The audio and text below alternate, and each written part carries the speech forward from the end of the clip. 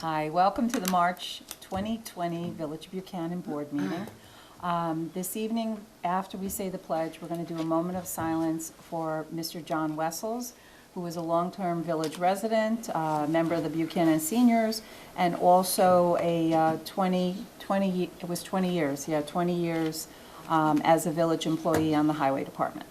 So please join me in the Pledge of Allegiance. I pledge allegiance to the flag of the United States of America and to the republic for which it stands, one nation, under God, indivisible, with liberty and justice for all.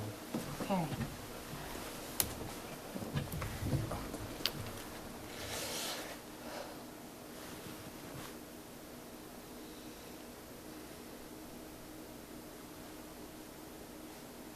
Okay, thank you, everyone.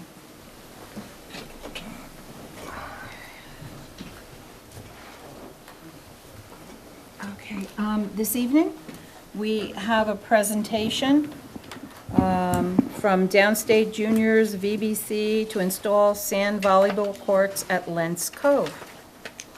And BBC stands for? Volleyball Club. It's actually part of the name. Okay. Hi, I'm Joel Stanford. I'm one of the directors with Downstate. I'll keep it short in the background there. Downstate's a 501c3 nonprofit. We were organized in 2007. We also run out of the Peekskill, out of the Downstate Athletic Center, which is right up the road from here. We're predominantly a girls volleyball club. We run about 35 teams a year. We have over 500 kids playing for us, starting from 4 and 5-year-olds in our Volley Bees program on up through seniors in high school. We do focus only on juniors. We don't really have any adult programs. And that's kind of where we are. Today we do most of our stuff indoor. We have 4 courts here in Peekskill. It's a 16,000 square foot facility which we lease through a sister LLC. And then Downstate rent space from them to run our practices. We also have a beach or sand volleyball program which we started 3 years ago. Initially we were renting courts from Putnam Valley. They have 2 sand courts which we actually helped them install and put in. And we've been renting those courts. We started out the first year at about 20 kids. Then we added Peekskill. Last year we did an arrangement with the village or town of Lewisboro, and we helped them put in 2 courts out at their facility. And last year we had almost 140 kids playing outdoor sand volleyball. They're a little bit older than the indoor, tend to be 7th and 8th graders on up through seniors in high school. And that's where we drive by almost every day past the baseball field, and for the past many years there's been really no activity going on. And we would love to have something closer to our home here. And so we started reaching out to the village to see what you might be interested in doing and where we are today.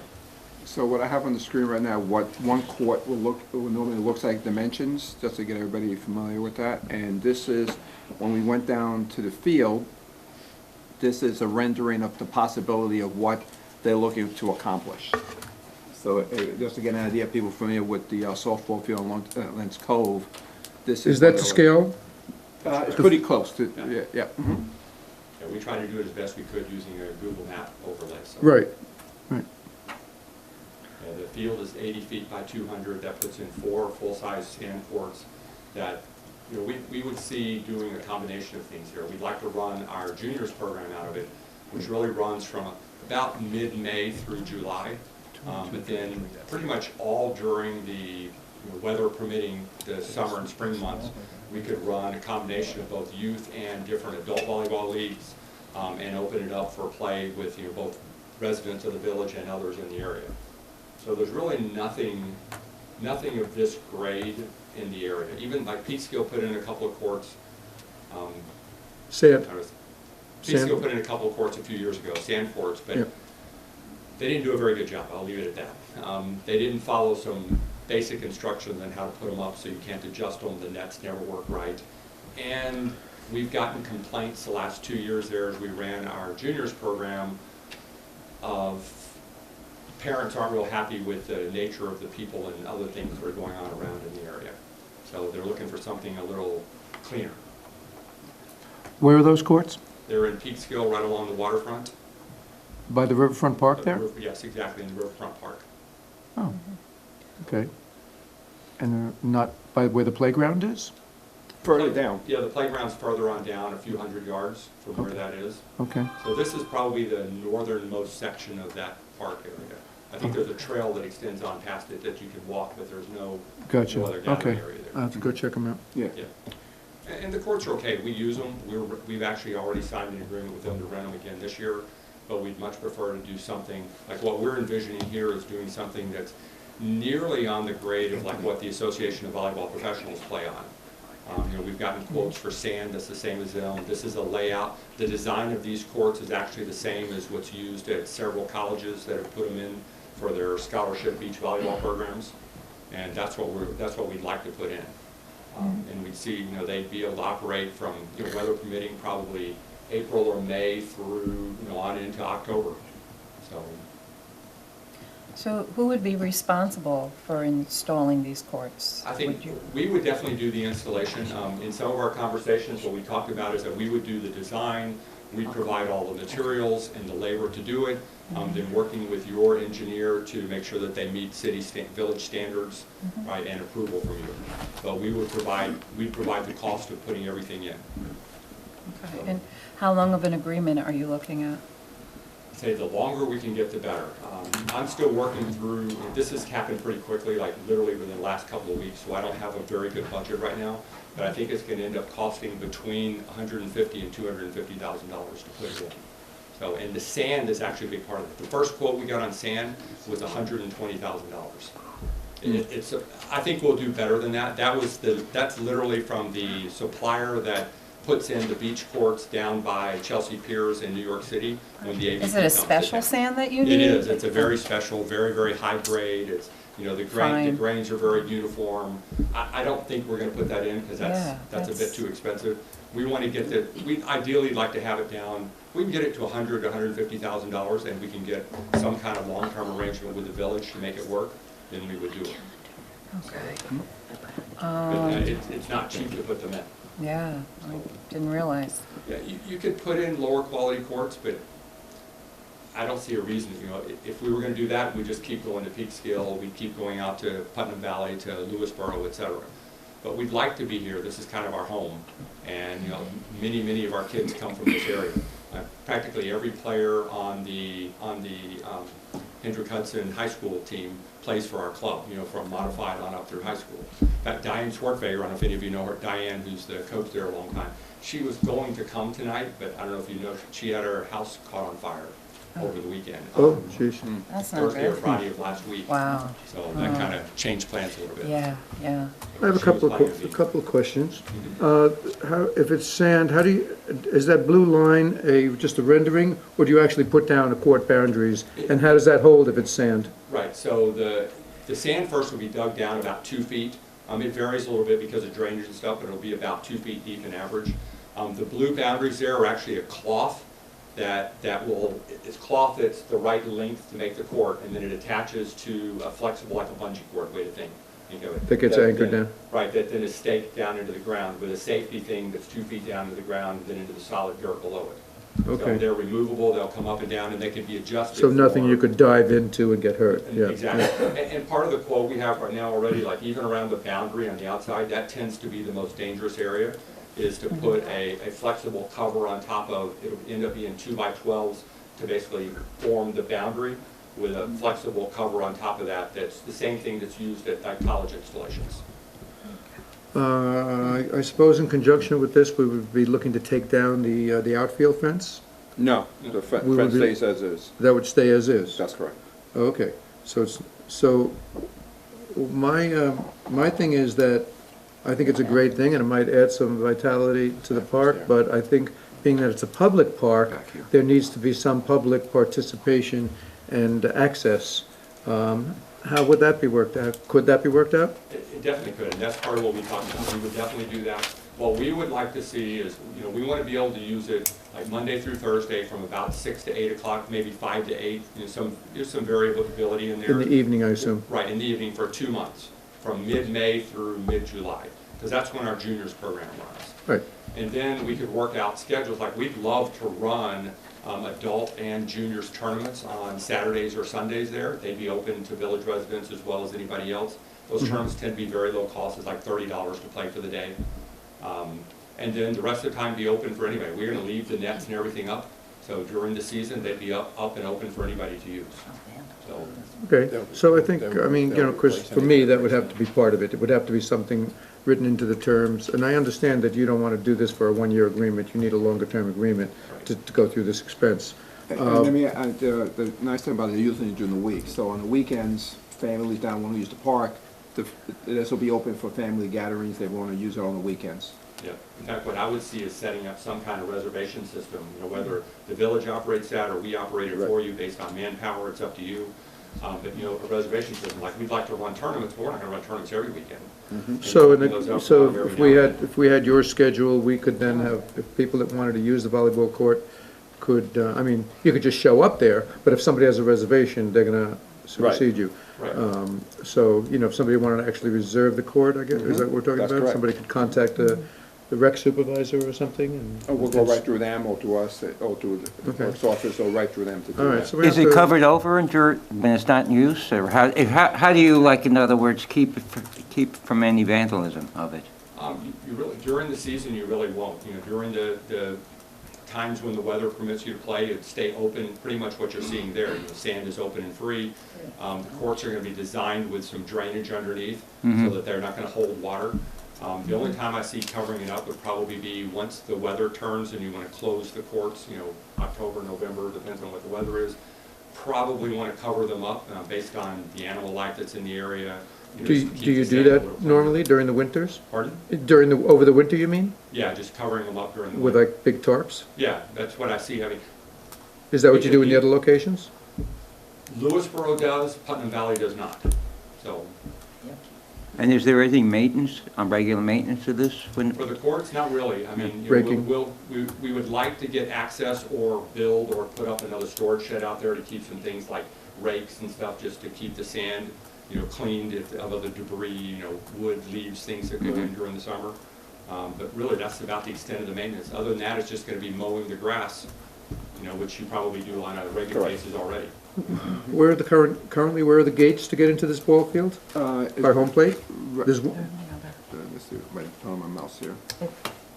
To the left up at the top. Right around here, the gate right over here. is over there off the Yeah, driveway? there's the gate right over here. Could we add a gate up by the parking lot so people don't have to walk through?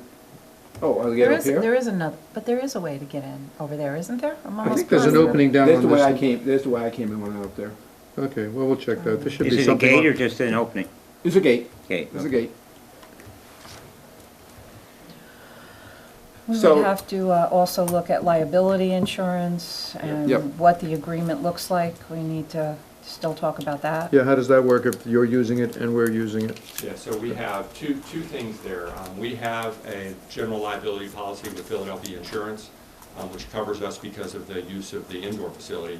And I've already talked to them, and yes, we can add coverage for this, and we could add the village as a, you know, additional Additional insurer on that insurer. policy at no cost to you.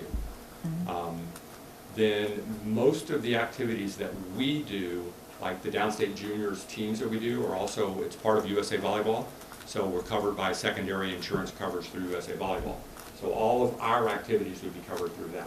Right. So, you know, that So, would so the necessarily cover- weekends and anytime they're not using it, we just have to make sure they already have insurance. Somebody gets hurt there, anybody can sue for any reason. We gotta have coverage in case, you know, somebody runs into a pole or hurts their ankle or something like that, we gotta be ready to So insure the that. only obstruction on these is the poles and the nets, correct? Everything else is Mhm. soft and on the grade. Yep, that's correct. Could we have like an annual beach blanket party and sandcastle competition or I think you something? should do things. You bring kids out and have them have fun, introduce them. Like we run a Volley Bees program that starts with 4-year-olds. Just get them out there and play. Their balls are almost like a balloon, Yeah. so that it doesn't hurt. Yep, It's not about, like, what we tell parents, that this isn't about learning volleyball, it's about having fun. And if they happen to learn some volleyball skills while they're doing it, fantastic. right. So we Yeah, love to sure, see things like yeah, that. sure, sure. And by the way, you said the obstacles, we put pads on the poles, so they're covered in a padding that's Right. weatherproof. Right. So, you know, even there, the liability, I shouldn't say liability, the chance of someone getting hurt is minimized. And those pads will stay there throughout the entire Throughout the season. season, So we correct. get the benefit, the general public get the benefit of having those pads there Okay. too. Right. No, I think it's important that there's a sign up. I don't want that to go out of control, where on weekends, somebody's using the court all day. You know, so I think a sign-up is important. What kind of sign, what do you mean? You know, for people to sign up for 2-hour slots. Oh, a sign-up. Not just to A- show A up. way to now. sign up, I thought you said that there should be a sign Oh, no. up. Well, There should be a sign up also saying that you need to sign up. there you go. And we're flexible how you do that, you know, whether you do it through your own Parks and Rec department, or Right. whether we do it in some, you know, we work something out with the village, or we do it. So we do scheduling right now, we rent facility from 5 different high schools, plus the summer sports arena, plus Peekskill, Putnam Valley, and the town of Lewisboro. So we're doing a lot of that. So that shouldn't be a problem. So the idea tonight is to hear comments from you. I don't want to open to the general public for questions, but if it's a go, then Stephanie and myself will sit down and we'll try to get up some terms and the scope of an agreement that we can bring it back to you. Just want to see what, you know, if you want to move forward on that. So you said long-term agreement. What are you looking? I I know it's a big investment. Right, so I need to do a little bit better business plan on this. It's happened so fast. I've been trying to Yeah. get costs first. Ideally, I'd probably like to see something along 10 years, right? Because I think this is, you know, we don't make money, we're a nonprofit, so it's just covering the cost of the program for us. So we just want to be able to rebuild it. You know, we rent the courts from City of Peekskill pretty cheap, and we pay, don't hold me to the exact number, but $2,500 to use it twice a week for 2 hours for 2 months. So, you know, so this is a pretty big investment for us. Also, part of it's convenience, part of it is being able to control the quality of what's going in. So, and that's why we want to look at something longer term if we could. You know, and again, and we're paying that to 3 different places right now. Right. So there's some convenience for us, but I think it's also a good thing for the village as well. Even Diane, that's why I wish Diane Swartfager had been here also. There's a lot of conversation right now at the state level and across the country, but including New York State, about bringing beach volleyball as a potential high school sport. It already is in some places in Texas and Florida and California, which are volleyball hotspots, no doubt. But you know, I could foresee that being a sport in Section 1. Briarcliff has a project underway right now. I don't know that it's approved, but I know that their varsity volleyball coach is one of our coaches also, and they're trying to get 2 courts in. I'm the head coach at Irvington, and I'm talking to the AD right now. We've got some space set aside. It hasn't gone to the school board yet about doing it, but we're trying to get courts put in there. You know, these are for the school use, but How many people would be using it at one time? well, you can go anywhere from, like, our quote beach program is double, so it's 2-on-2 on each court. Yet we'll actually, when we run practices, we tend to put 12 to 16 people on a court. So you probably could have 50 kids out there at one time when we're running our practices. So, but when you play, it's 2v2. For adults, like we ran Saturday adult leagues, those could be doubles, triples, quads, or even 6-on-6 for recreational When you watch play. like college volleyball, it's Doubles, five, too. it's, what, they play like Sand. five, Sand is 5 or 6, oh, Hard sand, court is sand, different. Sand yes, is yes. doubles, indoor is Okay. 6 versus 6. Correct. Yeah. Yes. So that's what, we have 4 courts remember. indoor, you know, where we run about 500 people right now. So this is another program for us with beach. Yeah, we had used this for an adult league for many, many years for the softball, baseball leagues, and it seems that the leagues are thinning out now. People aren't as active in sports. Or active, no, really? Yeah, unfortunately, you know, and I like to see the kids playing. I like to see them involved in sports instead of sitting in front of a TV, sitting in front of a computer.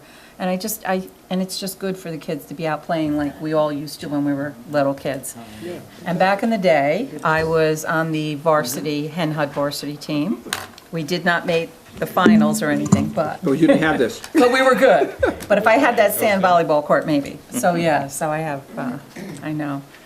And I think it would be I don't know, my personal opinion, I think it would be something nice for the community, but we just have to kind of work out the details on it. I agree. Yeah, I agree. We're pretty passionate about it because we do, everything from, we run our recreational league at Summer Sports Arena, which is very much a CYO league where, it's under $100 entry, parents are coaching basically just to cover cost of the rentals. We have about 150 kids in that. On up through, we run national teams also, which are very expensive. We don't need to go into that, very expensive. But, they're teams that are competing for USA Volleyball's Junior National Championship. So, but, we want to see the kids out and playing. You know, I have 3 kids myself. They happen to all have graduated by now. My daughter is a is just promoted to major in the Air Force. Oh, congratulations. She literally just 2 weeks ago got that. And 2 boys, one from Boston University and one's at NYU that just graduated in the spring. And they were all volleyball players. My sons were hockey players. Oh, okay, all right. all I right. tried, But I no. played volleyball, I tried Yeah. hard. Unfortunately, it's a girls' sport in New York, where Yeah. that's really not the case in many other parts of the country, but. Yeah. Mm-hmm.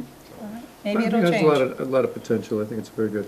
Yeah. So we have a Earth Day Park Cleanup Day coming up, and we'd love to have you come along with some of your That sounds like a great project. for some volleyball of our players. teams, for them It'll to be a park cleanup day Yeah. in April. I think it's April 18th. I mean, I'd say pretty much every kid in our program, you know, they have community service hours at Farmington Clifford High School. So Yeah. I think that'd be a great project for some of our teams. I'm sure we could get them involved. Does any of the other, do you have any more questions from the I board? I don't have any, no. Does thank you. anybody in the audience have any questions on this? Does anybody want to join an adult league with me? No. Cindy, thank you, okay. Okay, thank you for coming, and we're going to. do fundraisers, too, We're going you to know. discuss it, and, We'll get, if they wanna move forward, we'll get together. Okay, thank you very all much. right. Thank you.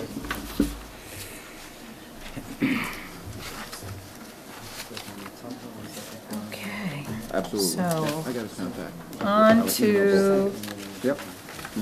the approval of the minutes of January 7th, 2020 board meeting. Any questions? 1 second. Comments? 1 second, 1 Okay. second. I have nothing. I have something, on page 6, I didn't see anything. page 6 at the top, first paragraph. Trustee Zachary wanted to know if the OSHA requirement was 10 or 13 hours. It should be 30 hours, 10 or 30 hours. Which I'm sure on the tape sounds like, or maybe yep. And on page 8, the fourth, I can't say the paragraph that starts trustee Zachary, because every paragraph starts trustee Zachary. But the 4th paragraph down, trustee Zachary reported that the local waterfront revitalization fund, that should be revitalization plan. Yeah, it's LWRP. That's it. Rich, you're good? Nothing. Okay, on a motion? So moved. Second? Second, All in favor? Aye. And I'm sorry, I forgot to mention trustee, trustee Jackson, sorry, he's on vacation. He hasn't come back from vacation yet, and trustee Pasquale is out sick this evening. So it's just the 3 of us tonight.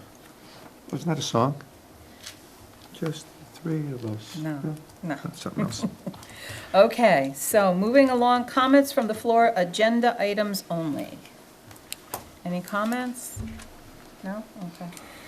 All right, under old business, I'm going to open up, I'm going to do a motion to open up the public hearing regarding the sewer wastewater rents based on water consumption and connections fees. So I'm going to reopen that on a motion. So moved. Second? Second, All in favor? Aye. aye. And Marcus, you Sure. wanted to do a presentation on that? Yes, thank you. I'm just going to provide some additional information to the general public and to the village board. Just want to make sure everybody knows that some of the changes, that made some minor changes to the proposed law. Sewer rents is no longer called sewer, that's actually called wastewater. So I actually put the highlighted section so everybody can see what the changes are. So every time it says sewer, I put in parentheses wastewater, but that's the new law, the way it stands. So I want to make sure everybody knows that I made that minor change. And then I want to get into some additional information. As part of the discussion, we were talking about, there was some question regards how many municipalities already have a sewer fund. So I did some research and got together and tried to find out in the general area how many have sewers.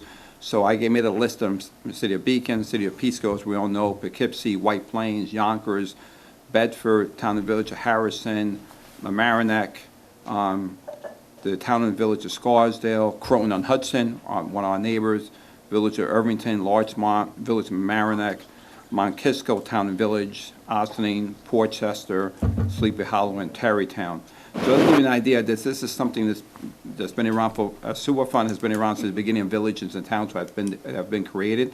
So it's a capability of anybody to do it. A lot of them already had it for many years. For example, City of Peekskill, City of Beacon had it since the beginning when they were first incorporated as municipalities. But it's interesting, just to let you guys know, some of the changes going on right now. The town of Bedford just created their sewer fund. So that's a new one. They just approved it probably a couple months ago. So they are moving in that direction. The town of Mamaroneck approved their sewer fund in 2015. Village of Scarsdale just approved theirs about 2 years ago. Trying to see who else might have done it recently. Village of Portchester is an interesting story. The Village of Portchester, and I'll get into another quick little story. They actually are within the Suez Water District. They actually supply water by Suez, which is a French company who control their water system. So they had to have special arrangement with the company to actually bill sewer on their behalf. And what they did, they collected the sewer as part of the water bill and then transferred the money to the village on a quarterly basis. And that's the way it happened. And what happened, Suez, after doing it for about 3 years, their contract was expiring. They said, we're not doing it anymore. At which point, I was in the City of Rye, and Portchester, a whole bunch of communities got together and said, we want to have this capability to do this in the future. So we had to actually have special state legislation to allow us to do that, because Portchester, I think at that time, was transferred into the sewer fund about $2.5 million into a sewer fund, and they didn't want to lose that capability of continue billing for sewer, so they had to have special laws to do that. So what I try to do here, and also show you some background. So in 2008, this is a copy of the law that was passed and signed into law by the governor to actually allow a number of municipalities. I just highlighted some sections. It was requested by the municipalities to finance clean water and sewer and stormwater infrastructure, which is funny, but a lot of municipalities already had a water fund, can create a sewer fund without any kind of special state legislation, like, for example, ourselves. But it's funny that people who was when the water was controlled by a private company, they had to have special state legislation, so, which was very interesting. I never saw that until I was in the City of Rye. So it was passed. So the cities were the City of New Rochelle, City of Rye, Town of Eastchester, Town of Greenburgh, Mount Pleasant, the Village of Ardsley, Bronxville, Dobbs Ferry, Hastings, Pelham Manor, Portchester, Rybrook, and Tuckahoe. So this gives you a little background of why they had to create the law, because it was privately run, and then so that's part of the package I want to give to you. And also, the PSC did a press release when this was done, saying that this is the benefit. It allowed 10 municipalities to finally bill for sewer, and actually mentions in here that municipalities always had the right to do so, but because this was a private sewer company, private water company, and their data belonged to the private water company, they didn't want to release that data to anybody else. So the 10 municipalities had to petition the state to order the PSC to release the data. The PSC now has to review every single, 10 municipalities, if they go through this process, every municipality has to have a proposed agreement with the water company the PSC has to approve to release the data. And also the 10 Village of Portchester and other municipalities are looking for a third-party billing company to bill for the sewer, but they didn't want to take on that additional responsibility because they don't bill for water. So they also, now you have to have an agreement not only with the private sewer company, with the private water company, you also have an agreement with the third-party company that data cannot be released to anybody else. So this gives you a little background of what the law states. But I think that sums it. If you want to read historically, the municipalities recover the cost of sewer services through property taxes. So if you want to read the rest of that, because I think it really explains why we're doing this. Yeah, so what section were you reading? So it says historically in the middle. And then these municipalities determine that using water consumption volume as a basis for a separate sewer charge was a more accurate way to bill consumers while encouraging water conservation and potentially reducing residents' taxes. This data will also allow the municipalities to plan and raise capital for essential sewage treatment project upgrades while providing for adequate privacy. And that's, has to do with that whole Suez thing. Exactly. But I think that statement sums up The reason why people want why to do we're, this. why we are interested in doing that. Correct, in the sense that, and it's funny because, not funny, but the municipality already had it already. It was already put in there for a sense of equity.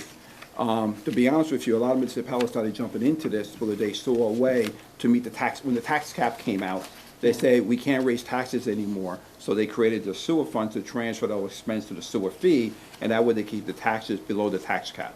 But that's what some municipalities did after the fact. All the municipality had it before was to reallocate the expense to the people who are using the It's sewer. an accounting, like an accounting procedure. Correct. Yeah, And but in since- terms of a rate increase, that only works for 1 year. Correct, it's just the first year, correct. So these are the municipalities that are listed there that require this special state legislation That's fine. to move Yeah, forward. because they were using Suez. That we're using Yes. Suez, just to give you an idea on that. I'm We gonna go don't do through that, this. we buy our water Correct. through, City of New Rochelle was one of the municipalities. City of New Rochelle decided to go in a different way. This is their law, just throwing it out there for the public to know. They actually used a per unit charge. So for example, you have a one-bedroom apartment or one-bedroom, or one-family house with one bedroom. They calculate how many bedrooms you have, and then they charge a fee for each individual bedroom in your community. They have a lot of big apartment buildings. Yeah. So they want to do it by unit versus by being spread out on the water usage. So that's the way they did it. Some municipalities have a different way of doing it. I think it's unfair because you might have two bedrooms, you might have 4 or 5 individuals living there using a lot of water, and somebody has a 2-bedroom house might be by themselves living in there, and they're paying the same fee. So it's a little bit unfair regarding that. So Yeah, just want to. water usage seems more accurate. Correct. So I'm going to go this pretty quickly. This is I just want to show the public and everybody that, what the process that went through, that everybody had to go through to create this. And so City of New Rochelle decided not to use the water usage, but to go. Then this village of Scarsdale, village town of Scarsdale, did the same thing. It's a sense they approved in 2013, and there's the sanitary sewer fee again, and they explain why they did it. And then the highlights like by establishing this sanitary sewer fee consistent and guaranteed amount of annual sewer work. The idea here is they want to set up a fund. The money's isolated specific for sewer. So it's a lot of time when they go through the general fund budget, you start cutting back. By creating a separate sewer fund, that money can only be used for sewer projects. So therefore, you don't have pressure of trying to reduce the taxes, and therefore you're actually negatively affecting your sewer infrastructure at the same time. So that's another reason why. So it's coming out of the general fund and is being put into a sewer fund, not general fund, the general budget, sorry. And it's going into a sewer fund. So out of that fund, everything, so salaries, equipment, chemicals, capital improvements, everything. Correct. And you said the approximate is at 800,000 that we spend. Yep, I'm on gonna our get to that se- real oh, quick. sorry, I'm ahead of you. So what they did here is just to get the information out there to the general public, what they did as well, Village of Scarsdale, they did a frequently asked questions. Just highlighted why they doing that, why they decided to go in that direction, what the fee might look like, what other municipalities are charging. Again, this is something we want to move forward. I would like to send that out, to the notice as we discussed it as well. So going now to specifically how would it affect us, I've shown this a couple of times. The last time I showed, I used $1 million, but I'm using the actual dollar amount. So I'm losing a little bit of contingency here. So right now, the current sewer fund costs about $759,000. So I used $800,000. So based on the current water usage, that's about 25.21% of your water bill will be used for your sewer. At the same time, if everything still 100% stayed even, which we're not because we got Indian Point shutting down, and we got the pilot payment that's going to be reduced substantially by almost $400,000. Your taxes would normally go down by $480 because it's being spread out by more people on the water on the sewer fund. So if you got a $100 bill, you pay $25 on your sewer. But at the same time, your village tax would normally go down for $480. But But that's not happening, but we'll probably look at a double-digit tax rate increase just to take care of the Indian Point. But the impact on the taxes will be less by doing this. So I'm trying to equalize the effect of the Indian Point shutting down and trying to spread out the cost across water users, sewer users, and the general fund. So this is what would happen if everything stood status quo as the way it was. What I try to do too is, talking to Cindy, and because I always work with Cindy on everything, we try to look, okay, what happens if Indian Point water usage goes down by $1 million, because they pay about $1 million in water fees. If that disappeared tomorrow, then we're talking about then your sewer bill will be 36.82% of your water bill. So I'm sorry to show, didn't show this before, but on the top, I should get an example of what my water bill looks like, for example. My water bill is about $400, $474 personally. My sewer bill by itself is $109. But what the village has is their own sewer treatment plant, and you control your own sewer. Everybody else pays a county sewer tax. My county sewer tax is $205, so I pay actual for my sewer $314. That equals out to about almost 40% of my water bill. Of my water bill is sewer. So I'm sorry, the other way. 39% of my sewer is based on my water usage. So even the worst case scenario, and again, this is just the way it is, things change every year, the village will be about 36.8%, while for my example, I'm at 39% regarding the two, between water and sewer. And then what I try to do here, again, this is my tax bill, I just want to show you. They show you, if you lived anyplace else but Buchanan, this is what your town bill will look like, your city bill, village bill. So I pay $205, that's reflected right here. That's my county sewer tax on my tax bill. And then on your water bill, my water bill, for example, what you'll see is you see the sewer bill. This is my most recent bill. You'll see water and then sewer separately on your bill, but then your total will be, whatever your total bill is. So that's what your sewer bill will look. You'll see a water and sewer charge on your water bill. So it's a lot of information, but I just want to get the information out to everybody. And what I'm hoping to accomplish tonight as a village, if the village board does want to agree and listen to the public, is to approve the sewer fund, to allow us to have more of an in-depth discussion of what the impacts would be between water, sewer, and the general fund as we work through the budget process.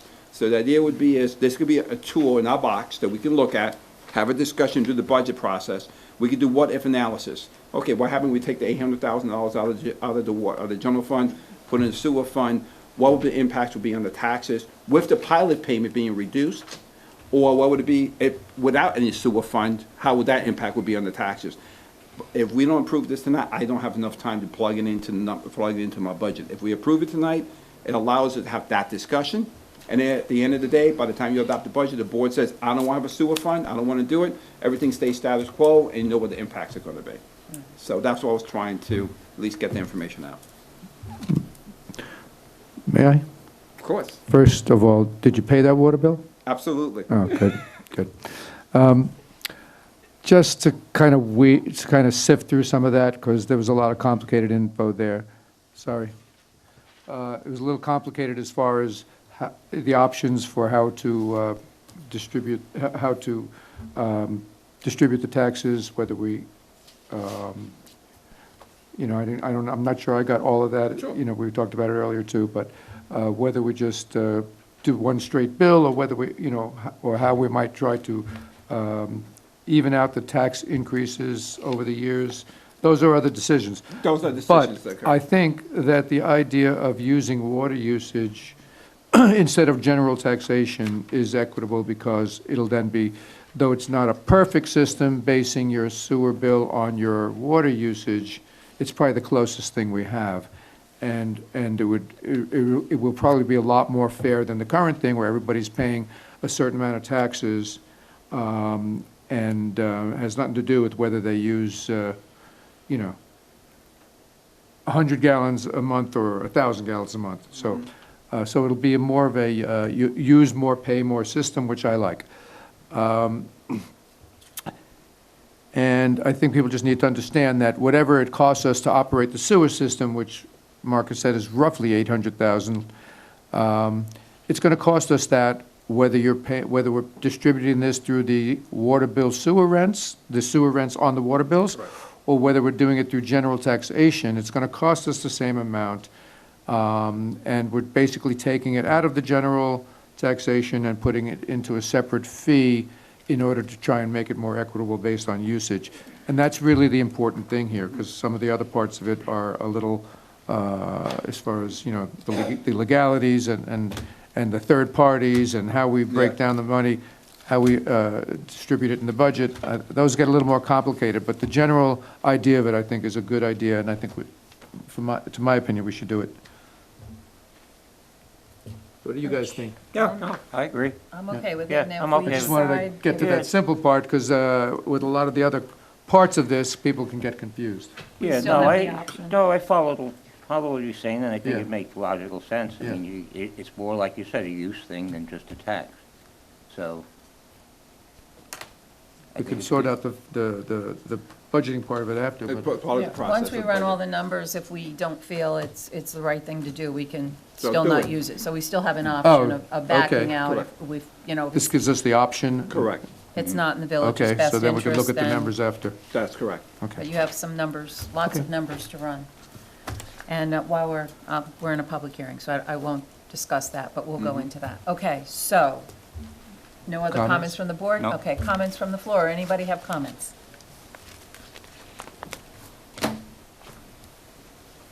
Hi, Sean Murray, 205 Gallery Street. I don't know if you remember me. Like I said last month, that I was against this for a couple of reasons.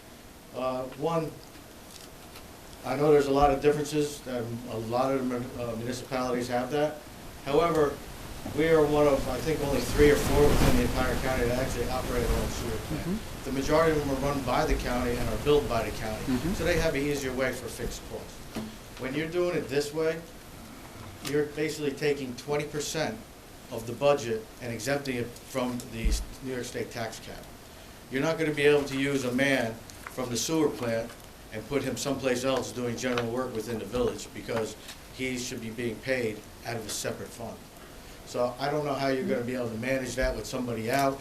I know the guys have the small snow plow, they go in and do small jobs around, but that's somebody from the sewer plant, using sewer plant equipment, sewer, everything. So, go ahead. I can address Sure. that, because I worked in Peekskill too, we have sewer, Irvington, I worked there too. What would happen is you allocate the person's time when they work in those departments. So we budget a full-time person's job there, and as we go through the year, if that man is moved around, or that person is moved around, you allocate that timesheet to that expense. So it's allocated as they're used. Oh, no, look, I understand that. When Okay. I was in, I had the department heads filling out timesheets, so I was able to allocate it during the budget process. Exactly. I understand that. But when that person is going to, when that budget line is gonna be running out, you're gonna take it from the tax, the general fund, and supplementing this rents fund. No. Say you put in $1 million, you're at $1.5 million, $1.1 million. You're gonna have to take that $100,000 from the general fund and supplement the sewer rents fund. So you're saying in case the sewer fund has a deficit, is that what you're Absolutely, saying? yeah. Oh, if the sewer fund has a deficit, what will happen, yes, you have to lend the money from one fund to another, like we do with the water fund. It's the same thing with the water fund. You lend the money for 1 year, you recoup it with interest, and then next year you increase the rates to cover that cost. So you're increasing basically a tax outside of the 2% tax cap. So you're raising the sewer fund rates to pay for money you borrowed from the general fund that was already budgeted for and taxed at the tax cap rates. Do you understand what I mean? Maybe I'm getting a little convoluted. Well, it's the same thing we do with the Okay. water, it's the same thing we do with the water fund. If the general fund needs money, we transfer money from the water fund to the general fund or vice versa, if it does happen. The idea is you budget appropriately so you don't have to do that. And the other issue I had, last month you used a rate of $1 million. Mm-hmm. I think just for general purpose, you could say 1.1 million, because you're only taking in $2.2 million approximately in taxes of your real property tax, around 20% of the budget, if I'm not mistaken, right? So if you want to use that number of $1.1 million, you could tell us that the dollar value per assessed value and your tax rate could be capped right now, it could be split in half. And you could use that number for the budget hearings. So right now you're using, say, you use $1.1 million, right? To transfer to the. To transfer to over, the- yeah, to the that sewer you're fund. gonna raise in sewer rents. Okay. You can tell the public right now that your new tax rate, as of the passing of this legislation, would be $158 per assessed thousand. So you could tell us that right now. See, what my fear is. Oh, yeah, Is that absolutely.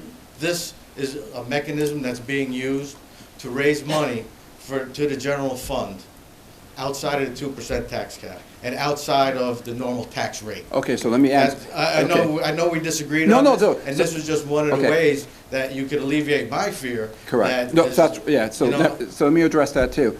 I'm telling you right now, we're never gonna meet the 2% tax cap. With Entergy gone, there's no way we're gonna make the 2% tax cap. And that's fine, I Okay, agree so- with you 100%, okay. we've never met it before, I don't Correct, believe we'd correct. meet it in the future. Right. What I'm saying is that we should know what our tax rate is now, what the effect of our tax rate will be once this legislation is passed. Oh, that's why I'm saying that's what should be part of part of the But budget we should know discussion. this stuff up front before the legislation is passed. You can't pass a legislation and say, we'll work out the numbers later, how much we're gonna charge the public. Well, that's part of the budget it's part of the budget process. That's why I say if we adopt the law, it doesn't mean you have to move forward with it. But we have part of the discussion because if we know $800,000, let's say 800,000 is the right number. Don't forget, that's last year's number. Say 1.1 million, we could put 50% reduction right now and use that number for the budget hearings scheduled for next month. Can't do that because we still have to plug in the salary increases, the contingency we have for police salary increase. There's a whole bunch of unknowns that has to be plugged in as part of the budget process. Yeah, but see, this is where I'm having an issue. Because we should know what our effective tax rate is at all times, okay? If you're gonna say this legislation is gonna raise a fixed dollar value, at the initiation of this sewer rents or sewer tax, we should know exactly what our dollar value per thousand will be. Yeah, can I? Go I think it's, if we can do that, I think it's a good idea. And we should be able to, when we come to the budget process, let's say currently, right now, the tax levy is something like $22 per $1,000 of assessed value? No, it's $316 per assessed $316. value. $22,000 is approximately 1% tax Oh, I'm increase. thinking of the 1%, yeah. So whatever the number is per $1,000 of assessed value, we could say that this has gone down X amount because of the switch to sewer rents, and it has gone up X amount because of the need to raise taxes this year with the loss of Entergy revenue. I think we should give an accounting to the public showing this is the reduction based on the sewer rents, this is the increase based on the changes to the budget due to our loss of revenue from Entergy. Yeah, and it's a good question, and what will happen is just look at the numbers as we stand. With the $800,000 reduction, you're talking about a 36% decrease in your taxes for next year, but we're losing about almost $400,000 in the pilot payments and infrastructure. And again, we don't even know what we're saying with infrastructure loss yet. So this, like you said, there's unknowns because I don't even know what we stand with the pilot payment on Entergy. All I can tell you is this: if this happened to happen today, there'll be a 36% decrease in your general tax base. That's correct. And see, this is what I mean, you guys are using this rents to supplement the general fund, basically, to say, this is exempt from the budget hearing process. Because if we have to raise taxes 15, 20%, we still go through a whole budget hearing process with all of the assets within the village, with all of the bills within the village. It's all set into one budget, it's all set into one tax rate, it's all set into one thing. Nobody's ever gonna be able to track 20% of the budget now. You're not gonna know, because it's gonna be exempt from this hearing process. No, the sewer fund is all, the sewer fund and the water fund is all part of the budget, public It's hearing part process. of the budget, yes, it is part of the budget, but when you want to raise it, it's arbitrarily raised now. The sewer rents will, you could say, well, it's going to be 32% this year. No, it has to be approved at a public meeting and a public hearing. It has to Well, it'll have be passed by a resolution.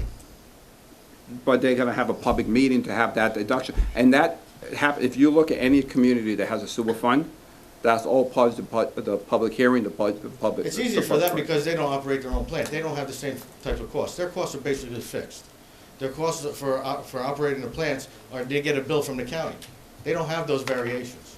We have the variations. We have the variations of manpower, we have the variations of infrastructure issues.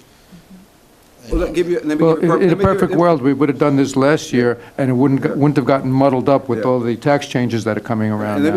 I wanted to give you an example. In my experience, other communities with sewers, I just left Rye, they're looking at $17.5 million of infrastructure improvements. So on the sewer lines they have to do. So it's not a minor number. We have a sewer treatment plant, which I think has benefited this community, because then you have no, if you have the county, you have no control how the sewer plant is run or who's connecting to your lines. All I'm saying is, the maintenance of the sewer lines is still a substantial expense, and there are substantial manpower that goes behind it as well.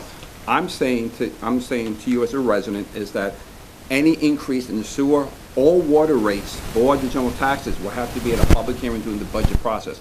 No one would, in my career, no one would approve a sewer rate increase outside of the budget process, because that's part of the overall discussion of the budget. The other question I had from last month concerning the billing of Entergy, I was wondering, because we already bill them for operation and maintenance of the sewer plant, it's based on a flow calculation that's in their contract that was signed in 1984 for perpetuity, from which we received a lot of money from it.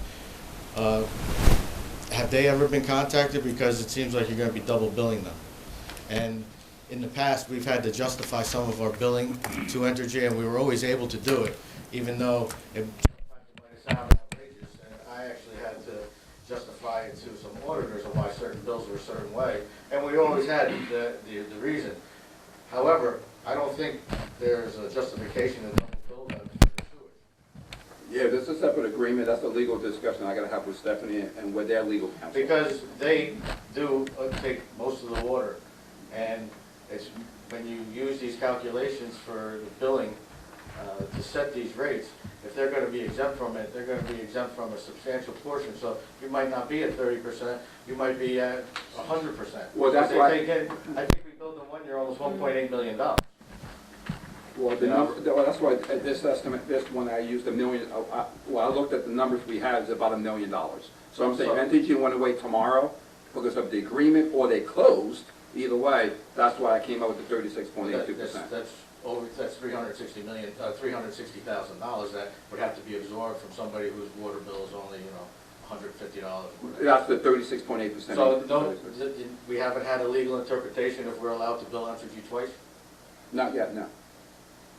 Don't you think we should have that before it's voted on, so that we know? Well, that's why exactly how much you're gonna I'm looking at a worst case scenario here, of NTG not either not paying or not being here anymore. That 36.82% of of your percentage of your water for sewer will be with NTG going. It just seems like there's a little too many unknowns to be able to sit here and pass something where you don't know what the tax rate's gonna be, or the rate's gonna be. You don't know if you can take the majority user and still bill them. And it just seems to be a little too many unknowns to be putting this to a vote tonight, especially with 2 trustees absent. But that's all I have. Thanks. Thank you. So are you aware of the 1984 No, agreement? I have not looked at it in terms of this. What Marcus is telling me is that it's not included in his calculations. Yeah, I'm not mistaken. Yeah, so the whole thing, I'm thinking NTG's gonna be going in 2 or 3 years anyway. So that's why I actually calculated with them out. Well, the first plant closes April of this year. And The second plant closes, so if there's, we don't know. We don't know if Holtec is buying yet, but if not, then there'll be very minimal Correct. usage over there, like, just for security, basically. And that's why I assume with them totally being out, that's why this calculation is with them totally out. Oh, you've taken them, Into account, yes. okay. Well, in general, this is coming out of people's taxes who are paying their taxes based on the assessment of the tax levy. That's correct. And Entergy is subject to a pilot, so it would almost seem like this should be done without them, but I don't know. I'll let you two have that discussion. Yeah, well, that's why I'm assuming with them totally out tomorrow. If they're out tomorrow, that's why I came up with the 36.82%. Right. With them out. All right, so we still need to look at that agreement too. But, once again, if if we vote on this tonight, We don't have to utilize it? we Correct. don't have to don't. utilize it. But it gives you the tool, if To you calculate run the the- numbers and it works, we can adopt, we can do it. If we run the numbers and there's problems, we don't have to. Correct. Gives you different options. Because I don't, Yeah. Yeah. Okay. So I'll give you a different scenarios, different analysis. We can go through, the workshops, have that discussion. And like I say, if at the end of the day, the board said, don't do the sewer fund, we don't have to do it. It just, if you don't approve it, then that tool is out of the toolbox, and I can't use it. So what do you think? We're not bound to it. Yeah, you know. so I do don't it, have a problem with so it. sort of like, every year we've adopted the thing to go past the 2% tax cap in case we need to. And we have done it, I think, except for 1 or 2 years, we did not exceed it. It was 1 year. 1 year. We, So we do this as a Jack- contingency, jackpot. and after all the numbers are worked out, we can utilize it or not. So what I'd like you to do as we're going through the budget process too, is I would like you to do first without Correct. just regular, like without a sewer fund, like Correct. as it is, how it would look, and then another separate factoring that in. Yep, Because then this way people can see what the general, the regular budget looks like, absolutely. and then you could see, so they can compare. Yep. It would just, instead of combining everything in, like, so just the regular, I know I know more work, but, you No, know, I was this planning is, I was planning to do that anyway. That's fine. this for us is going to be a challenging budget, because of obvious reasons, losing the 400,000. So, I just want everyone to understand what's happening and the transparency, for transparency too. Yeah, the idea is to have you and the general public look at different scenarios, and that way they know what the tax impacts are gonna be, one way or the other, what the sewer fee would be, with or without, and then at the end of the day, you can make any decision you wish. Okay, and then plus, we're still waiting back for some numbers from Entergy. Correct. So we're not there yet. Mhm. And the budget has to be approved by May But the, 1. yes, that's correct. So we have a lot of work to do the next couple of months. All right, so,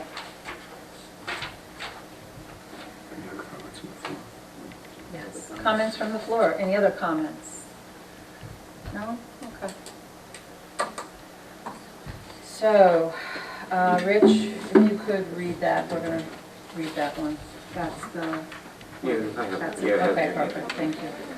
Village of Buchanan resolution to adopt local law 2 to add Article 3, 155-38 to Village Code, whereas a resolution was duly adopted by the Board of Trustees of the Village of Buchanan for a public hearing to be held by said village board at the municipal building, 236 Tate Avenue, Buchanan, to hear all interested parties on a proposed local law to add Article 3, 155-38 entitled Sewer Rents of the Code of the Village of Buchanan, and whereas notice of said public hearing is duly advertised in the official local newspaper, and whereas said public hearing was duly held at a regularly scheduled meeting of the Village Board on February 4th, 2020 at 7:30 p.m. at the Municipal Building, 236 Tate Avenue, Buchanan, New York, and all parties in attendance were permitted an opportunity to speak on behalf of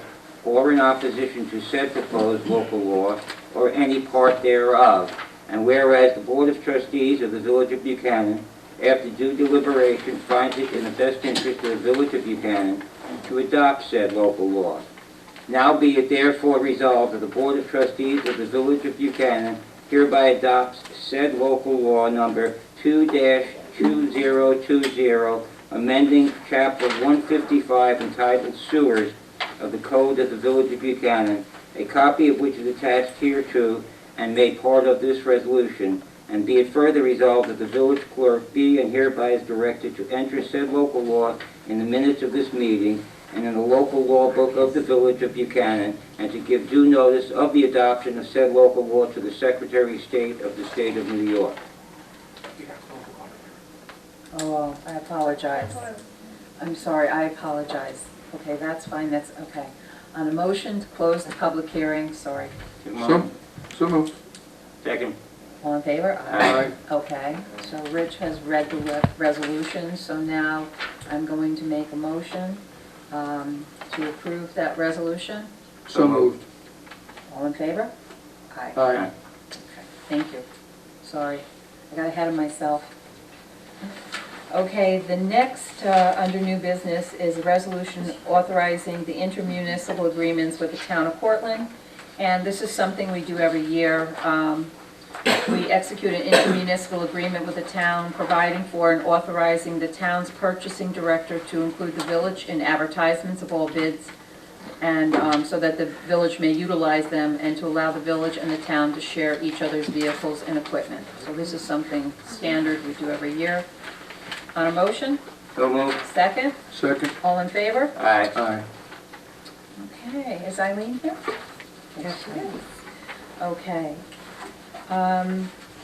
We have a vacancy on the planning board, and I would like to appoint Eileen Apsinger to the planning board effective May 4th.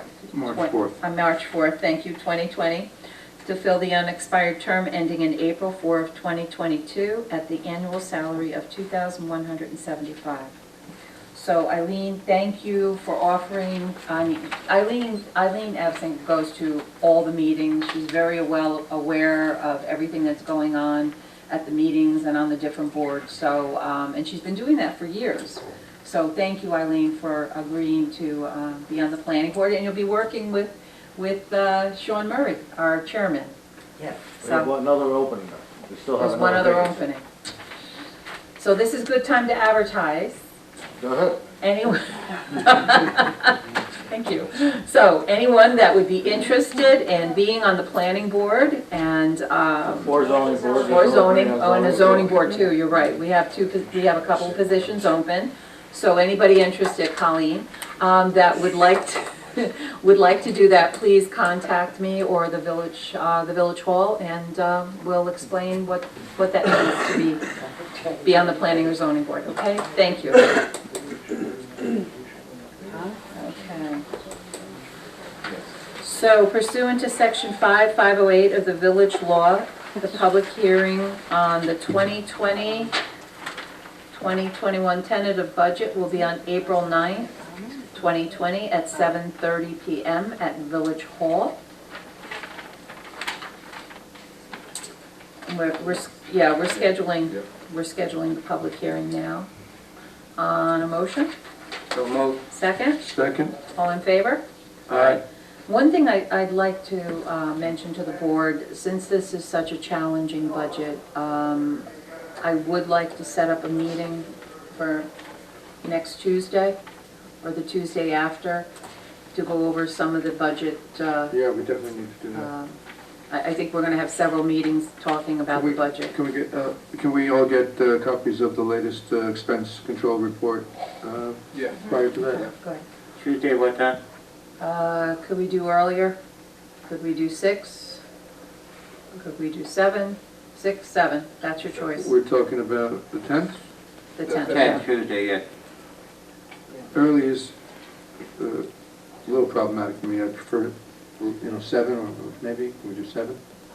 Okay, we'll do 7. 7. Okay, just so everyone knows, we'll So be that's- discussing the budget. We will put out an advertisement letting people know that there will be a discussion on the budget. So that's March 10th, 7 Kind of more p.m. like a workshop, Budget or do you workshop. want to, what do we want to do? Do we want to film it? What do we want to do? I think what I would like to focus on is, as we discussed, what the impact would be with the pilot loss. Okay. Because we're still missing some information that I would like to plug in on the overall budget.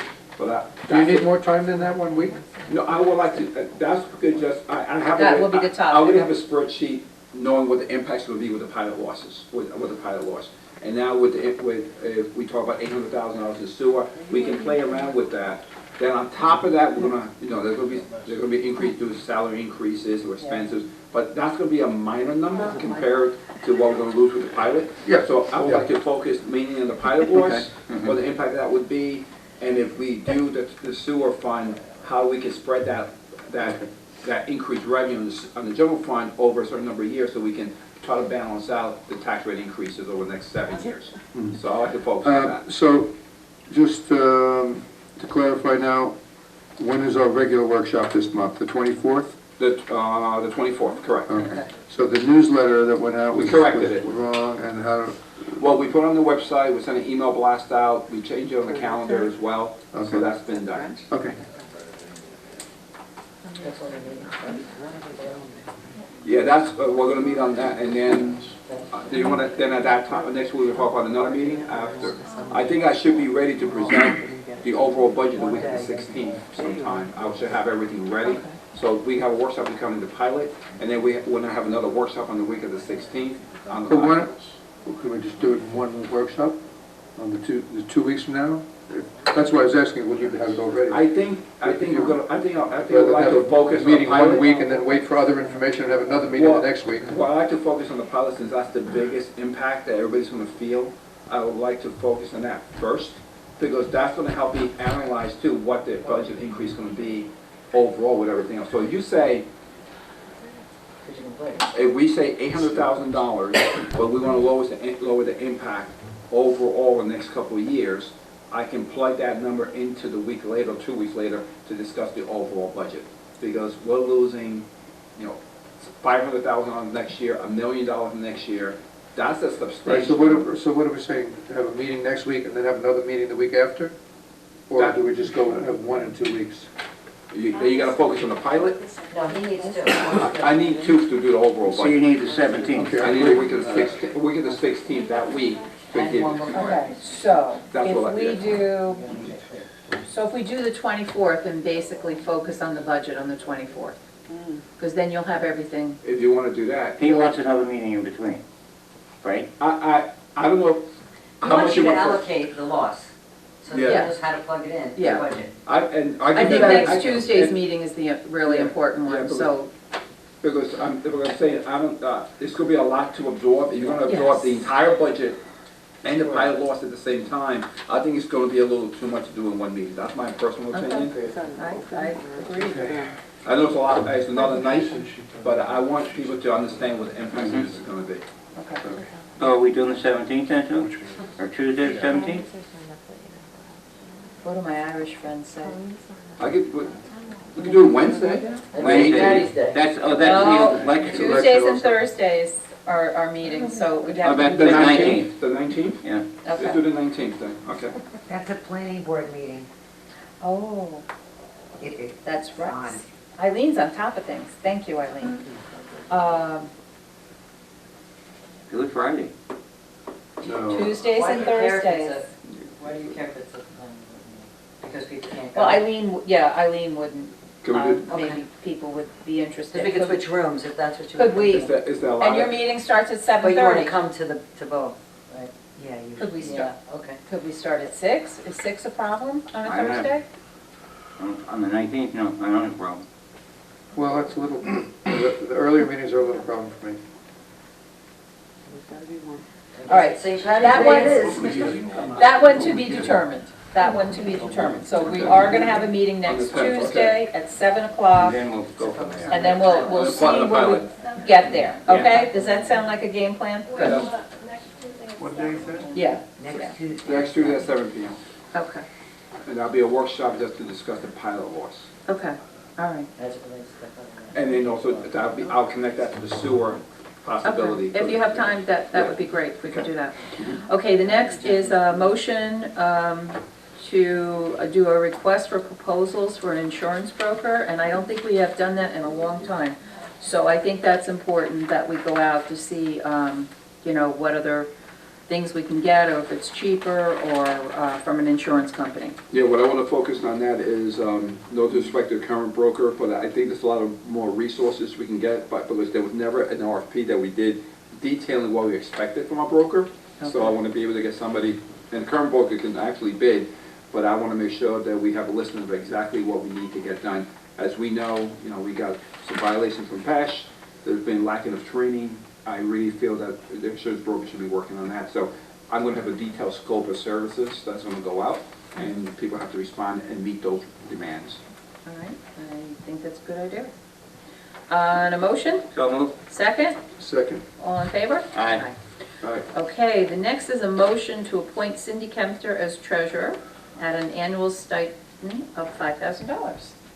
So Cindy last year was promoted to village clerk, so she will now be village clerk / treasurer. On a motion? So moved. Second? Second. All in favor? Aye. Okay, you're welcome. Congratulations. The next is to consider a motion to authorize the approval of the proposal from Frederick P. Clark Associates, which would include implementation of a comprehensive master plan in the C1 and C2 zoning districts for a cost not to exceed $9,000, and also a review of the proposed local waterfront revitalization plan, LWRP, for a cost not to exceed $1,000, as well as the review of the zoning of the northernmost portion of tax parcel 4310-2-1 for a cost not to exceed $9,500. So here's my question. So the northernmost portion of tax parcel, that's the Entergy parcel? That's a green area that hasn't been touched, that's correct. Can you explain this? Sure. Sure. What is this, what are we paying these people to do? Okay, so, Just explain it, isn't it? yeah, It's this is our planner. planner. This is our planner. Okay. The idea, it would be is, working with trustee Zachary, is to have the planning look at potential rezoning of certain areas. First is the downtown area, Route 9, to look at a mixed-use development and see what the impact of that would be. That requires a possible secret process, had to go to a planning board of the county and stuff like that. But there'll be public meetings here with you and the public to discuss, and the property owners to discuss what the potential positive and negatives of that process would be. So that's the Route 9 corridor. The area we're talking about, the green area of Indian Point, is that's right now zone M1, if I'm remembering correctly? And that's all you can do, that's all you can do there. That's what we were talking about the last meeting we had. Correct. When the planner came, he gave us the resolution of what he would include in that, he gave us a proposal. It's in your package too. Okay. So the idea would be that What we would take be a look at included? that area and see, do we want to do a mixed-use development or waterfront development? Do you want a marina down? What kind of uses you think it could be used that the board and the public would like to see in that area? So if that property, since it's green, and we hope could be released soon, what would the public and the board would like to see that to be developed? So if that way, when Holtec tries to sell it to somebody, they know what could be built that you guys want. Can I, here's the proposal from F.P. Clark. I'll read you the basic part that you're asking about. You should have a copy of it. Yeah, I agree Yeah. with what you're talking So about. what they will do is they will draft the local law. They will draft architectural guidelines, and they will make up maps, and they will do whatever is necessary related to the SEQRA environmental review process. And that's basically it for both properties. May I add one additional point? Draft the law, maps, the environmental review. And I think 1 or 2 meetings with the public and stuff like that. But the other thing I wanted to add is, we're in the process of the LWRP, that grant that we did. And That was added into this thing. And well, I'm talking about surface aspect of it. Our meeting with the consultants in the town, and trustee Zach and myself have been there, is the entire village is in the LWRP. And as part of the LWRP, the discussion we had with the consultants were that if you're talking about rezoning, it's better to do it now as part of the process than do it later on, because then you gotta go back to the state to reopen the LWRP, and that creates an issue, because that's a new layer of regulations under the LWRP. So we were there at Yes. the meeting, so you might want to touch that a little bit. They recommended. Yeah, they recommended that any zoning changes be done before the LWRP goes in, the local waterfront revitalization plan, so that that plan, which is going to be a report that goes back to When the would that be, state. Dick? The plan? That's Finalized. it's about an 18-month process. Oh, okay. We're 2 months into So it. it's not right just down the road? Correct. Correct. So if the zoning changes are done beforehand, then they're given more credence by the LWRP, as opposed to having something that conflicts with the LWRP. Correct. After. Okay, yes, gotcha. The M1 zone, M2, can we take out certain things out of the scheduled uses? Absolutely, that's what. Yes, we can revise it to our heart's desire. Okay, perfect. So, on a motion? So moved. Second? Second. All in favor? Aye. Okay. Oh, yeah, I got more about that. Okay. When I get to We're going to make a motion next on setting up a public hearing regarding amending 211-19 of the Village Code by adding subsection F, penalties for offenses as follows. So all we're doing right now is setting up the public hearing. Yes, Um, you all should have a copy of it. Yeah. mhm. I also have. Yeah, and pass that out. Let me pass these out. Steph- Nick, you Steph- had mentioned. Stephanie has to take over for a couple minutes now. Okay, go Just ahead. because it has to do with this, because this section penalties to 1119F, we had inadvertently removed the portion. Yes. So I went back and, the way it reads now, that's in bold and italicized. And then what I've done is added back, you'll see underlinings. That's all the things that we Inadvertently took out. inadvertently, I don't Right. know that you ever discussed it, I don't know whether you approved it, and then we never touched we it. we were revising parts of that section, and we inadvertently left out the parts that we did not revise. Right, but if you want to revise it, is what I'm saying, if we just didn't touch that because we were busy with the other, do it now before, because I'd like to publish the penalties. Well, I'll look at it again, but I think it was just a matter of typing them back in, wasn't it? Was there anything that I don't know what you did with conflicted? it. You had circles It and just- squiggly things all over. Yeah, but we Your had that handwriting. settled, but So, I don't You're think it we ever disappeared touched it. somewhere in the, somewhere.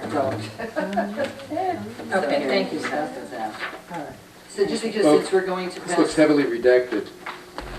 it took Thank you you. 4 years to do it, remember? Yes.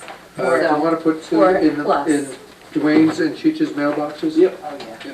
Please, thank you. Anyway, you get my point? If it's okay the way it's written, Okay, that's when we'll send it So to we'll- publication. If you want to continue making changes to all right, amend I'll look it over. you'll let me know. Yeah, Thank you. Okay. thanks. That's it. Thank you. All right, so we're scheduling a public hearing on that. Let's see, what is it? So I'll read it. Every person, firm, or corporation guilty of violating any provision of this article shall be punishable by fine as follows. First offense, warning. Second offense, $25. Third offense, $50. Fourth offense, $100. Fifth offense, and all additional offenses, $250. So, but next month we'll be discussing everything in a public hearing. Luckily, you guys are nice. I wanted the fines to be up 3 times that. Yes, you did. Okay, on a motion? So moved. Second? Second. All in favor? Aye. Okay, information from officers and departments. The Justice Court report for February 4th, $5,482. And then there's another one for $1,056, so that's February's. Police report, January 2010, the chief just left, he was here. I have this.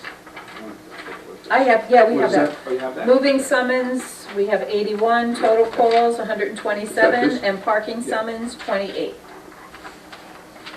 Attorney's report. Stephanie, what do you have for us this evening? Couple of things, and I'll try to be brief. The matter that's been before the Justice Court for, I don't know how many years, has come to, the judge recused herself from, it was the WIC matter that's, Oh, that's been going on, and I've been updating you for years. Yeah. So the judge recused herself, that will be sent to a local jurisdiction and move forward to trial there. So I just wanted you to know that's why it's not here. So we're going to leave it until it's reassigned. I think that's a good thing. Where would that get reassigned to? Wherever they send it to, right? Yeah, we don't choose. You don't choose. the The times- court does. I've been sent to Gotcha. Austining twice and Yorktown once, so I don't know. It's usually pretty low. Okay, good, good. So, I mean, that's good. Yep.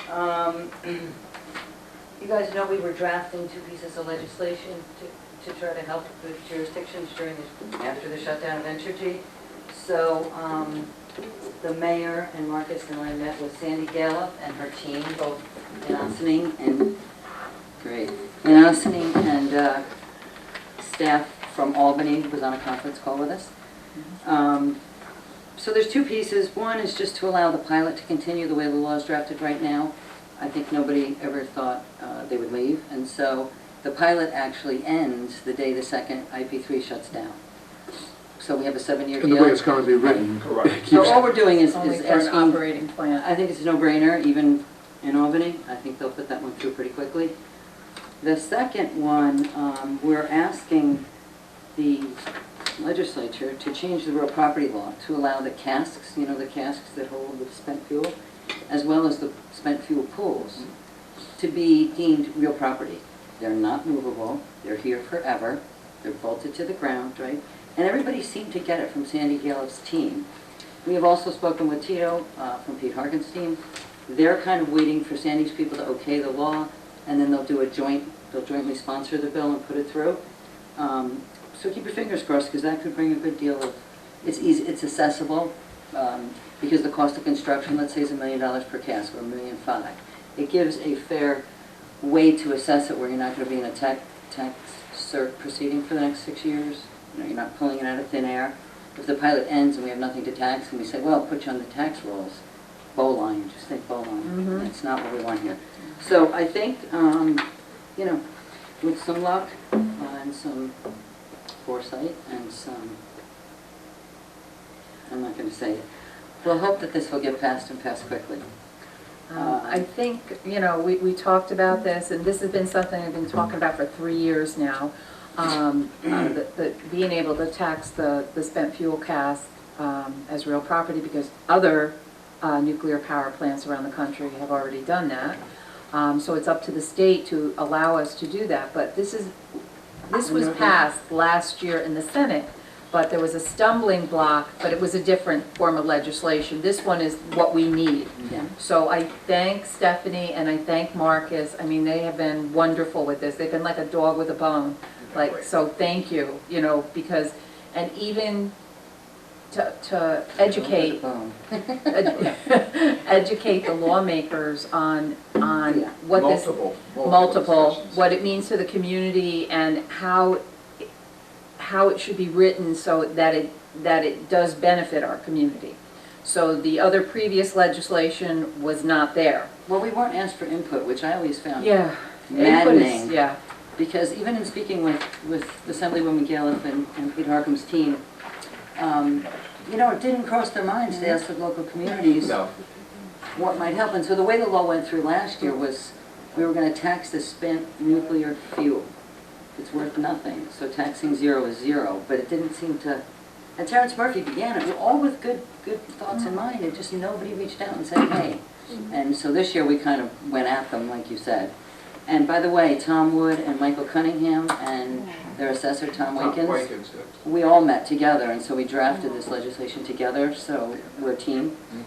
And the other thing, finally, is that I think Sandy Gale's people are ready to go and give the nod to Pete Harkin's people, except that we've been asked just to write a brief paragraph justifying it. And that's great, because if we weren't asked to write that, or if I wasn't asked to write that, it would be written in such a way that's not coming from us. And I think coming from us is the way we need to do it.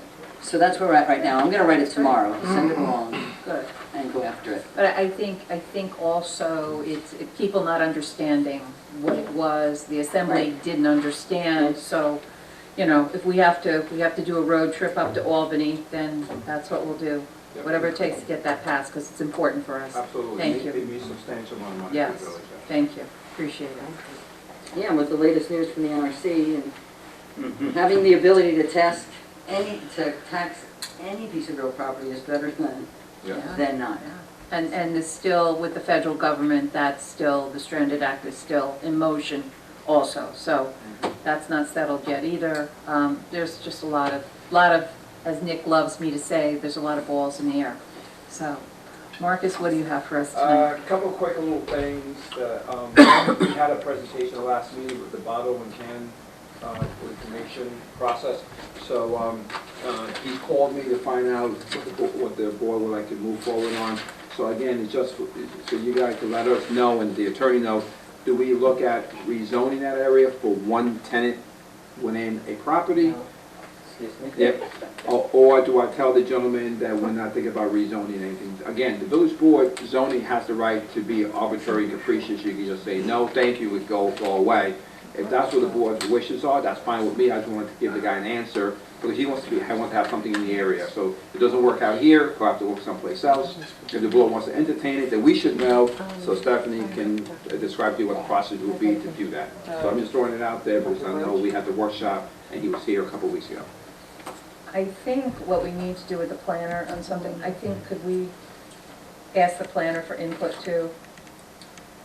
But not only that, it was, Excuse me a second. sure, First of all, I think that you should, and this is just my opinion, I don't think you should entertain a tenant's per se No, I request. agree I mean, with how you. many tenants are gonna come, you know, like this and that, then they're gone.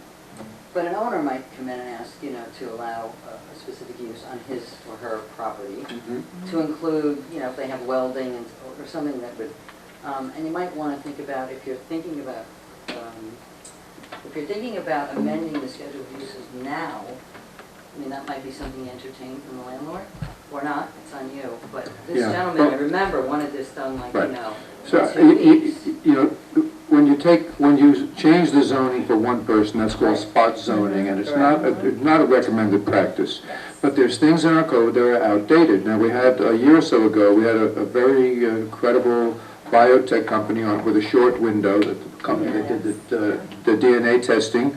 It would have been a perfect use for that building in Greentown, but it wasn't in our code, and they didn't have the 6 months to wait for us to redo the code. So that's another example. There are things in the code that no longer exist, and there are new things that are not in the code. And I think we should be reviewing the zoning and it could be something general, like in those commercial zones, you can allow technology companies or Right. biotech companies, Yep. which would open the door to something like that other company. But to go ahead and just say, we're gonna change the code for this one particular person, Yep, great. could get you in trouble. It opens up, could open a can of worms, and it'd be what, and every time this comes up, I think our zone does merit, you know, the schedule of use regulations primarily merits a complete review. And of course, since we're not very busy with other stuff, we should be able to just jump right off. we'll do that next week too. But I think that would be the recommended thing, but I don't think we could just just go right ahead and just change it for this one You can person. anyway, 'cause it'd be a whole process. Yeah, I mean, the code currently allows machine shops. I don't think this recycling center would be any more impact than machine shop, but it's not allowed in the code at this current time, because it's not a use that it's not a use, I want to, I'm going to swallow everything here. I need a bigger piece of foam. You know, I think that the recycling, the way he described it, would be less impact. Oh, you won't be on tape. How's People will that? miss your voice. We're good now? A little closer. Yeah. How is it on your end? Good, okay. Okay. So anyway, not more impact than some of the allowed uses currently, but recycling is not something that was really on anybody's radar when the code book was written. And there are other things like the biotech stuff also that were not on anybody's radar. So it really needs to be reviewed, and you know, we should sort of put it in the pipeline somewhere. So No. going back to you, do you want to plan and look at it? Tell the or guy come we up? might revisit it, come back next year. If Yeah. Okay. you're still Yeah, looking for a we're place, not ready. come back in 6 months. No problem, not ready, okay. All right, thank you, that's one thing I want to discuss, thanks for the answer for that one. The other thing is, I wanted to show you, Cindy and Sharon's been fantastic. Like I've told you multiple times, they're never afraid to say no, and I come up with crazy ideas sometimes, and Say no. they say, no problem. Just say So, no. one of the things I really didn't like is the PDF calendar. I wanted to get it more interactive. So Sharon and Cindy have taken this full heart, and this is our interactive calendar website. I don't know if anybody's looked at it yet, but what allows us to modify things. If somebody's canceled, we can cancel. Who can do the modifications? Cindy and The Sharon. public. So I can't go on my home Internet? No, you computer can't. and start taking things out and putting things in. Cindy wouldn't let you do that. So But the, that's good too, because we're scheduling a meeting next week, so Correct. we can just input that right in. Oh, that meeting? Okay. No more. correct. Okay, good. Right. So we're, you're too much. So the idea here is, Sharon has put everything that's on the regular calendar on the PDF on here. If something's canceled for some reason or postponed, we can change it here, which is great. I'm working on also there's a section called the agenda. We have a little hiccup with that. Again, this doesn't cost us anything. This is a free service. I mean, Free is a good word so, here, yes, so thank our you. IT guy, IT woman helps us design this, but the application and the storage is free. So just want to let you know that's in there. And then hopefully more people start joining the mail. We actually created a new mail address for people called MailChimp. People can sign up to get Board of Trustees, Zoning Board, Planning Board, Recreation, the LWRP, get updates on that as well. I only got about 17 people signed up, getting the word out. So if something changes in the calendar, we actually send an email out to everybody saying, you know, this is the board meeting, it's a workshop, and people know what's going on. Can we do something when people come in to pay for their water bills and taxes? Can we give them a flyer or something, or? With a link to the website? Yeah, that they can. And it's simple, your email address, first name, last name, pick what you're interested in, and then, like for example, the whole thing with the new virus going out, Yes. or the conference call you were on today, they send information from the county. We actually sent an email blast already this afternoon to everybody that's registered.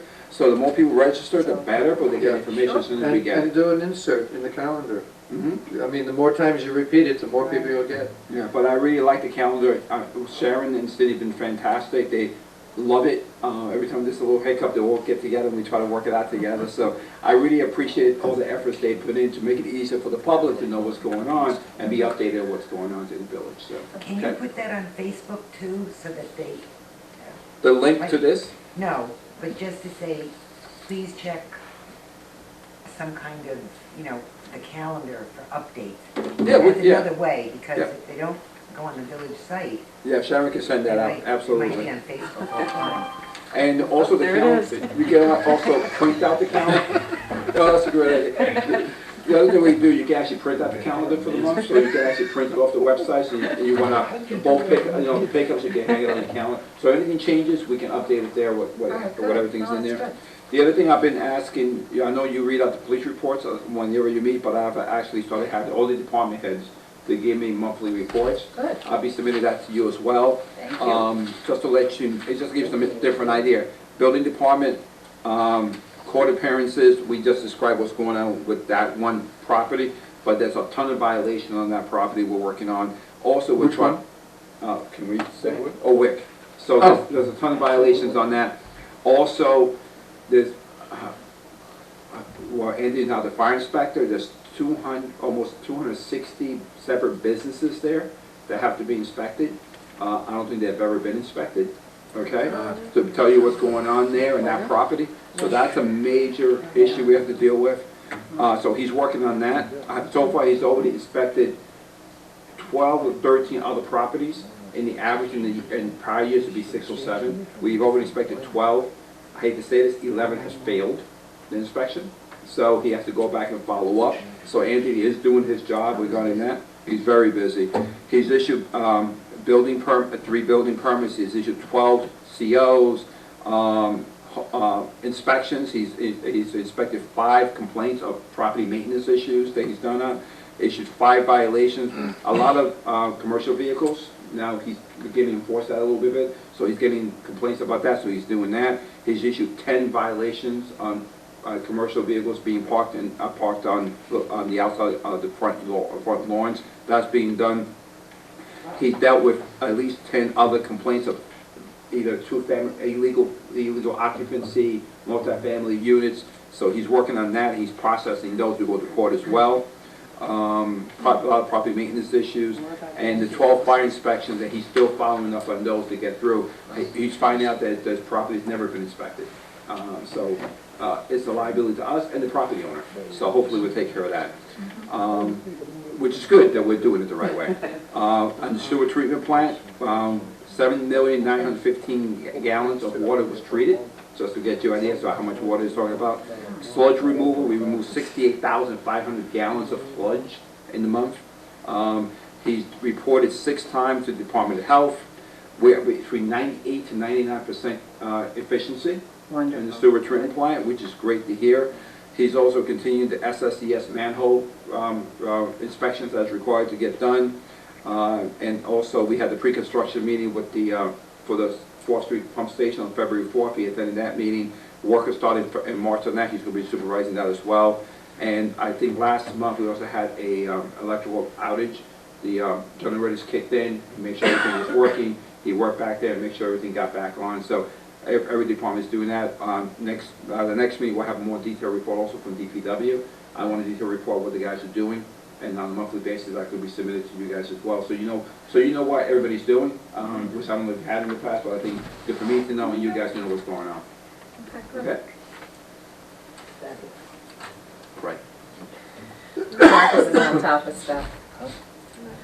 Okay, so, also, Nick, Marcus and I Yep. met with the DOT, we have good news.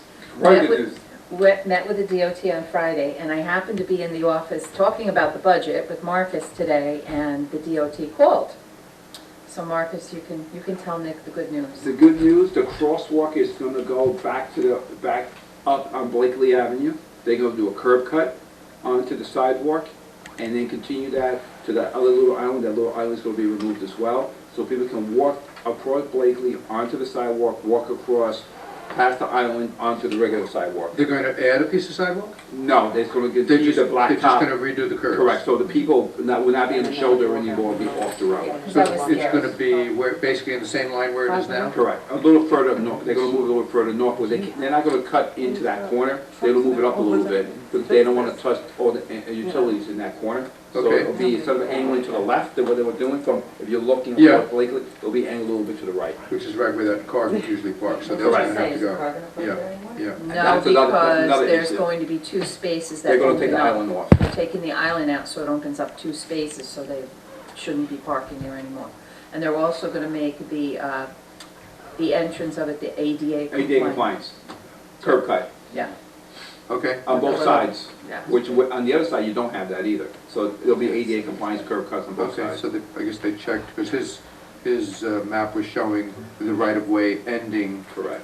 where those utility poles, but it actually goes back further. Correct. So it's a good news, so they're gonna work on that. And they're still planning to start working in the area in March, but as soon as we, now, with the paving project, as soon as we know what the paving project, actually I described before, just to keep everybody updated, they're gonna give you a 2-week look forward when they start hitting Buchanan. Yeah. So when they hit Buchanan, they'll give you a 2-week forward, we'll Okay. actually put it on the website, send an email blast to the people so they know what's gonna happen.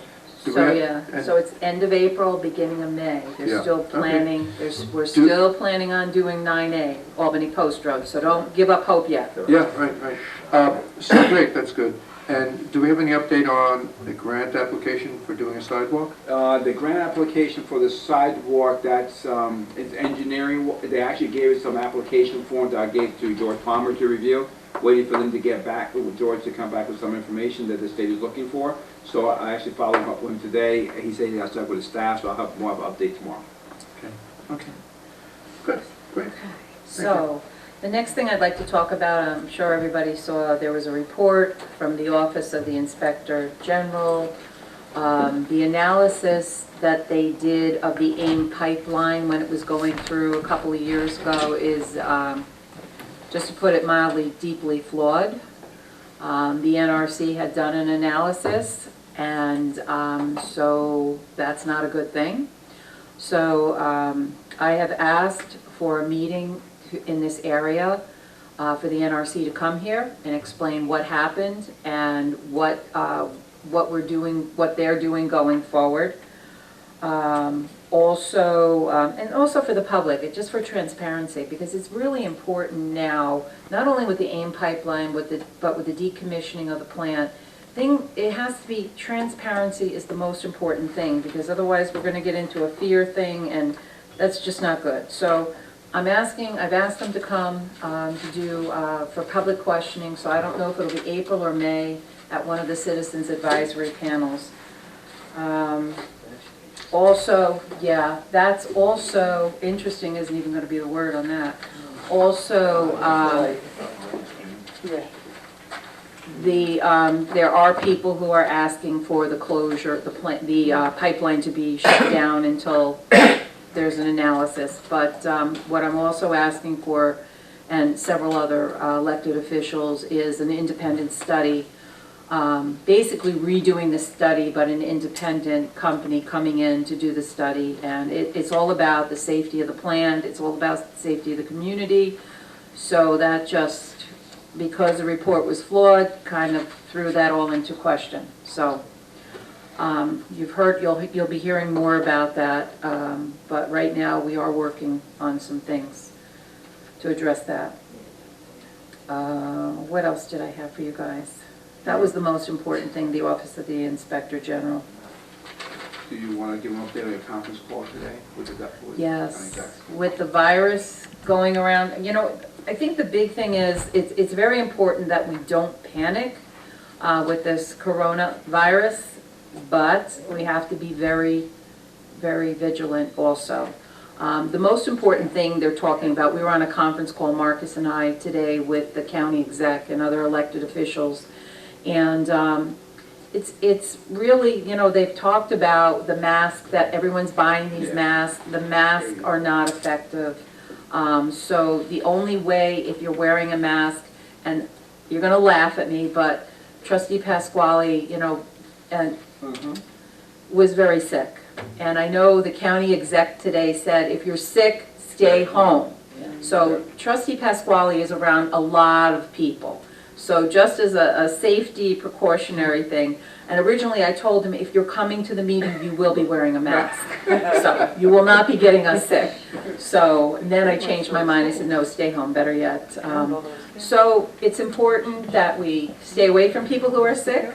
It's important that we wash our hands for 20 seconds, they say. There is a big run. There's the panic factor happening. It's very difficult to get disinfectant now. People are panicking, but you know what? It's like you avoid the flu. You just have to follow those things and just be careful and just stay away from people who are sick. And you know, right now there is a case in Westchester County. The gentleman was from New Rochelle. Yep. He was in a hospital in Westchester. They have transferred him now into a city hospital. He's not doing well. So he's more of an intensive care situation. So, but what they're seeing is it's affecting mostly elderly people and people that have compromised, you know, they're ill. Respiratory. Yep. So, you know, it's a scary thing, but, you know, we don't want to panic, and we just have to stay calm, and there is something on Facebook. And the common cold is still out there, so as soon as you start Yes. sniffling, it doesn't mean that you have. That you don't have the virus, right, and that's what everybody right away is going to that, you know, it could be the flu. So there is some information on our Facebook. Thank you, Sharon and Cindy, for posting that. Any other information we get, we will post it on Facebook. If you have any questions, you can call Village Hall and we'll get the answers for you. But I did want to mention that. Thank you, Marcus, because that's a big thing going on right now.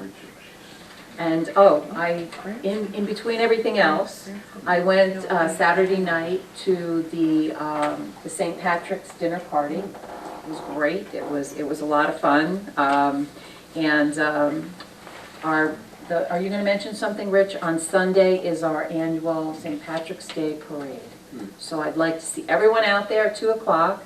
We're hoping for good weather. And but the party was great. It was a lot of fun. All right, Rich. I'm sorry I took something away from your. I took the thunder. I'm sorry. No, I just to reiterate, 2 o'clock on Sunday. The weather is supposed to be really nice. I want to thank Beth for doing the whole thing with the parade, because several of the members of the committee were really got either illnesses or accidents or unfortunate deaths in the family. So she did a lot of work on her own. And just lastly, just everybody have a great, safe St. Patrick's Day and enjoy it. Thank you. All right, thanks, 54 Rich. degrees on Sunday. Oh, wow, good. Good. It's March 8th.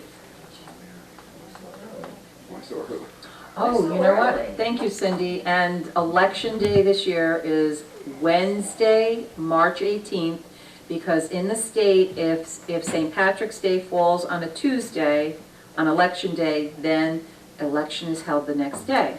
So there are 3 people running.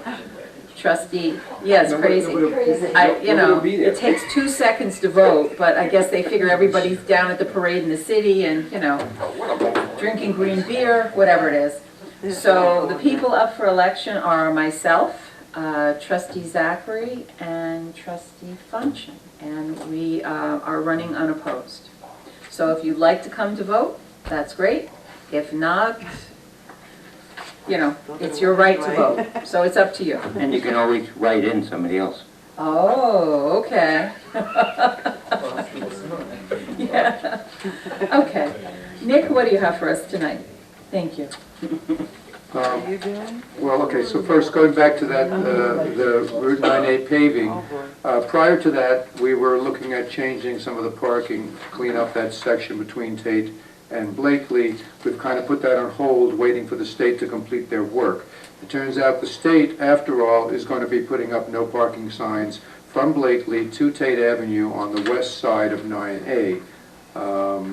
So that's going to actually resolve a big part of what we were looking at doing. So we will revisit it when they're done and see if there's anything else we need to add to that. All right. So if you're remembering that we talked about the parking changes there, it's just waiting to see what the state does when they're done. I also wanted to go back to the LWRP, Local Waterfront. Eileen, how's my distance? Am I okay? Okay. The LWRP, the Local Waterfront Revitalization Plan, once again, this is a state grant program that gives money to communities to develop a waterfront revitalization plan. It's not just limited to waterfront properties. It looks at the whole municipality. In this case, it's the town of Cortland and Buchanan together, not including Peekskill. And it is actually from the river to Washington Street. That's what the state designated as the area for our study. In our last meeting, we reviewed a lot of the specific properties along the water, coming from the town of Cortland down through, because the town of Cortland has the property up by Ansville Circle. There's a part of that that's Peekskill. There's a small part of it that's town of Cortland. And then Len's Cove, of course, and the Cortland Town Park that they've been improving over the last several years, going down through Oscawana and George's Island, which a lot of it is public land. So a lot of the town and the main village property on the water, is Len's Cove Park, of course, are going to be key focal points. But it could also include looking at possible future, suggesting possible future uses for Entergy properties. And it's basically like a master plan, but specifically for waterfront revitalization. And they look at the whole town because they want to know that there's good access to the waterfront, that the areas that are part of the community that feed, where the people come from to go to the waterfront are being looked at. So there is a monthly meeting, and there is a committee that's put together by the town and the village. It is a public meeting if anybody wanted to come sit in. The first meeting was at the town of Cortland. This past week we had one here at the village hall, and they will alternate like that. And there will also be 2 or 3 public meetings, because the public's input is going to be sought out. There'll be surveys done, and there will be public hearings for the public to come and express their opinion. So if you're, want to keep track of that, there is on the village website, there is a link to the local waterfront revitalization plan, and there's a separate website with current information and schedules that you can go see. This is the dining segment of my report. There's a new Greek restaurant in Croton called Piato, P-I-A-T-O. It's down by the Save More Pharmacy where Memphis Maze used to be. And I'm Greek, so I'm pretty picky about Greek food.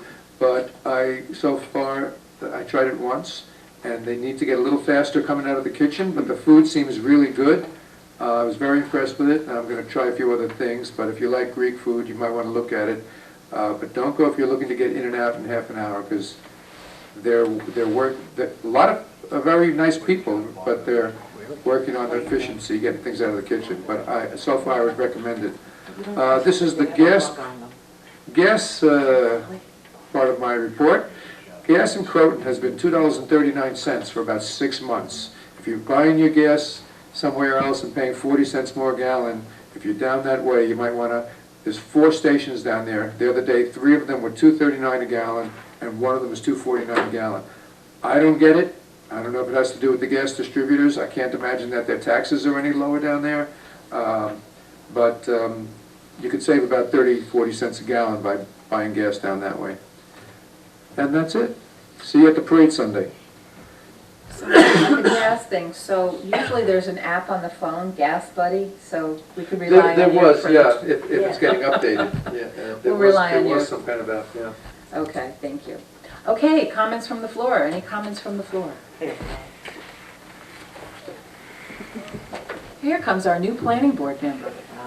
Tonight, the first person that comes up for comments gets a gift. This is for you. Oh, how nice. I didn't have to pick that up from Vicki? No, I gave her also. Okay. Thank you. Wow. The best spaghetti I've ever had. I know, I heard. I know. She said it was steaming. We poked holes in it to make it steam. Are you going to have minutes for that December 17 contentious special meeting? Yes, we're working on it. You're working on it? Okay, all right. Contentious, that doesn't Well, it happen was a here. little- Sean made it a little contentious, but, you know. A little. But A it little was more just a point livelier. that- Yes. Yeah, lively. You can also make your own hand sanitizer Oh. using 91% rubbing alcohol, or if you can get some moonshine. Two-thirds rubbing alcohol and 1/3 aloe vera. And then you could put an oil scent in it, but it has to be 91% alcohol. Is And I that, think there's is that even- regular rubbing alcohol? No, I don't believe that is. I was told that regular rubbing alcohol is like 70. 73 or 70, 70. something like that, But yeah. I did happen to see a 91 or 3% alcohol, rubbing alcohol.